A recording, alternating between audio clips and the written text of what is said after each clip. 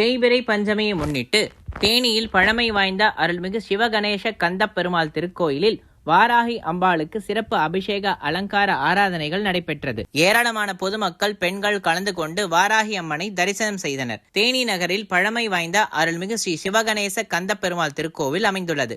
இந்த திருக்கோயிலில் தேய்பிறை பஞ்சமியை முன்னிட்டு வாராகி அம்பாளுக்கு சிறப்பு அபிஷேகம் நடைபெற்றது. முன்னதாக கோயில் வளாகத்தில் அமைக்கப்பட்டிருந்த யாக குண்டத்தில் பலவிதமான மூலிகை, மிளகாய் உட்பட பொருட்களை கொண்டு யாகம் சிறப்பாக வளர்க்கப்பட்டது. அதனைத் தொடர்ந்து மூலவர் வாராகி அம்மனுக்கும் உற்சவருக்கும் பால், தயிர், மஞ்சள், பஞ்சாமிர்தம், சந்தனம், குங்குமம் உள்ளிட்ட பலவிதமான அபிஷேக திரவியங்கள் கொண்டு சிறப்பாக அபிஷேகம் நடைபெற்றது. அதனைத் தொடர்ந்து பூஜிக்கப்பட்ட கலச கும்பத்திற்கு தீபாரதனை காட்டி தலையில் சுமந்து கொண்டு மேளநாதஸ்வரம் முழங்க கோவில் வளாகத்தை சுற்றி வந்து வாராகி அம்மனுக்கு புனித கலச நீரால் அபிஷேகமும் நடைபெற்றது. பின்னர் வாராகி அம்மனுக்கும் உற்சவருக்கும் வண்ண பட்டுடுத்தி, மலர் மாலைகள் மற்றும் எலுமிச்சை பழம் மாலைகளால் சிறப்பாக அலங்காரம் செய்யப்பட்டு பஞ்ச கற்பூர ஹாரத்தியும் காண்பிக்கப்பட்டது.